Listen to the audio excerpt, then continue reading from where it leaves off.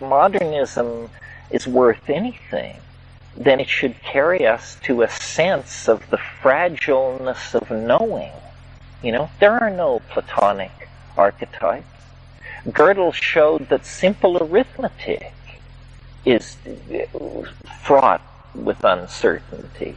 Things that we thought were so writ in adamantine that they could never be questioned, like the second law of thermodynamics, turns out to be written in sand. It's just somebody's opinion. It applies locally in some cases, sometimes.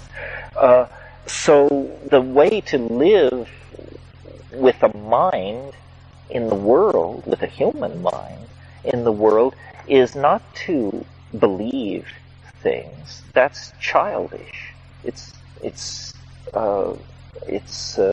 undignified. The thing to do is to build models and to call them that. Call it model building. And why? Because the implication is if you exceed your model, or if the thing you're studying has dimensions your model can't encompass, throw the model out. You don't round up everybody who's against the model and send them to the wall because God revealed the model. This would be the usual method of acting. No, then you have provisional, ever-changing relationships to the world. Another way of thinking about this is that what ideology tries to do is create closure. There's something in the human mind. We want to finish the crossword puzzle. We want the good guys to win. We want the equinox to happen against the same pattern of fixed stars. In other words, we want order. Worse than that, we want narrative. But this again is childish. The world is not a bedtime story. It is not a narrative. It does not have white hats and black hats.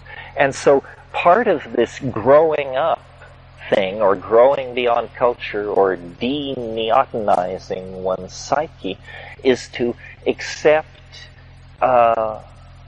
lack of closure. You know, that it doesn't come to an end. It never makes sense. There is never the moment of resolution. We want it. We want it. We deserve it.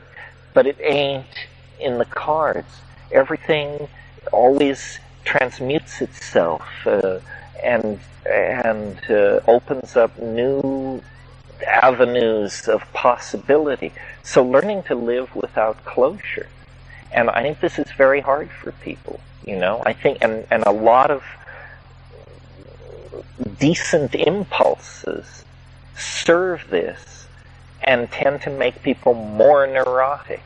For example, relationship anxiety. People want stable relationships. Well, they might as well wish for a silent ocean, you know.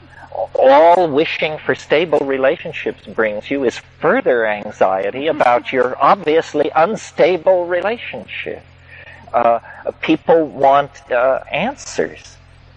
You know, say, well, I believe this and that. I believe in reincarnation. So then that settles it. That means you don't believe in a whole bunch of other things. So you but find the security. yes, it makes the world so simple.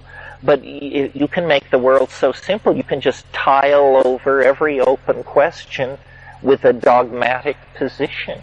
And then when you've entirely done this, you're so ossified, we can just toss you in a hole and bury you, and you will then have achieved this closure that you were so frantic to create in life. That's